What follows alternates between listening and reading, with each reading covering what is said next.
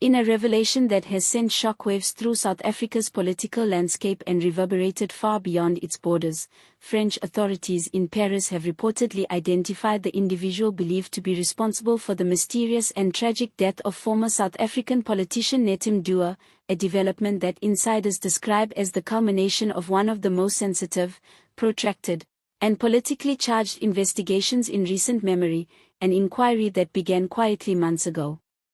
As what appeared to be a routine examination of an unexplained death in a luxury Parisian hotel but gradually expanded into an intricate international probe involving intelligence agencies, forensic experts, and law enforcement bodies across multiple continents, including South Africa, Germany, and the United Kingdom, according to sources close to the investigation. The process demanded extraordinary levels of coordination and discretion, combining sophisticated cyber forensics with traditional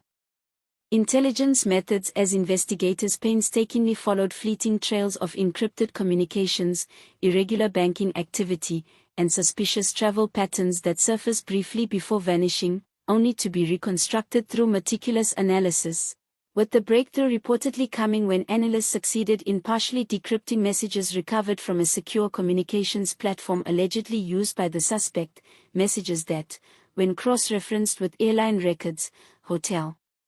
logs, and financial data, revealed a dense web of contacts and transactions spanning several countries and suggesting a level of planning and resourcing far beyond that of an isolated act. Officials involved in the case have described the scale of the inquiry as unprecedented, noting that more than 600 hours of surveillance footage were reviewed, countless witnesses interviewed, and every conceivable detail, from CCTV recordings in hotel corridors to fingerprint analysis, access card data, and digital timestamps, scrutinized with extreme precision in order to reconstruct the final movements and interactions preceding Mthethwa's death. A process that also uncovered a series of offshore financial transfers amounting to millions of euros, transactions prosecutors now believe were directly linked to the orchestration of the killing and which, taken together with the digital evidence, point not only to a principal suspect but to the possible existence of a broader political or criminal network operating behind the scenes, raising deeply troubling questions about motive, complicity, and the potential suppression of information tied to more far-reaching political agendas. News of these developments has electrified South Africa's political and diplomatic circles, with reports suggesting that Julius Malema, the outspoken leader of the economic freedom fighters, was left stunned upon learning of the identity of the suspect, prompting him to convene urgent consultations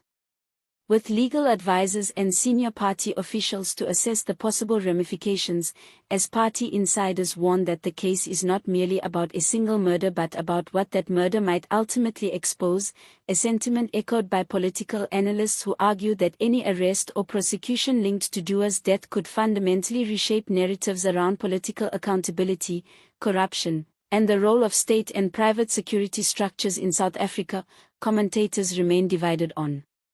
the broader implications, with some suggesting the case could lift the veil on clandestine financial and political networks that operate across borders, while others caution that it may deepen existing divisions and mistrust among rival political factions in a country already struggling with governance challenges, elite privilege, and public disillusionment.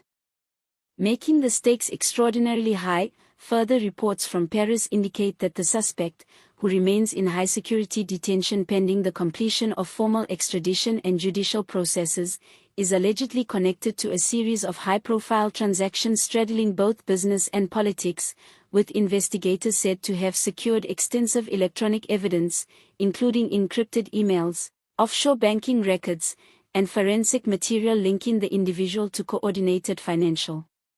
movements in the period leading up to Mthethwa's assassination. Evidence authorities have described in private briefings as comprehensive and compelling, even as they refrain from publicly naming the suspect due to the legal sensitivity of the case. Despite official restraint, leaks and speculation have ignited social media in South Africa, where hashtags related to Mthethwa's death surged within hours, fueling intense public debate characterized by calls for transparency and justice alongside a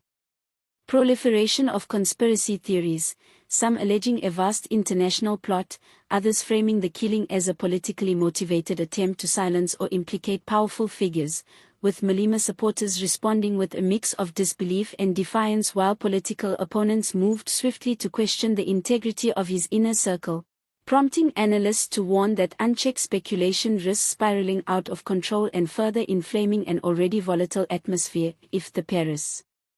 findings are substantiated, experts suggest they could trigger renewed investigations into long-standing allegations of political corruption, unexplained financial flows, and the use of private intelligence or security networks to influence domestic politics, with one Johannesburg-based analyst observing that the case is not an isolated tragedy but potentially a window into how global money, influence, and power intersect with South Africa's political system, an intersection whose consequences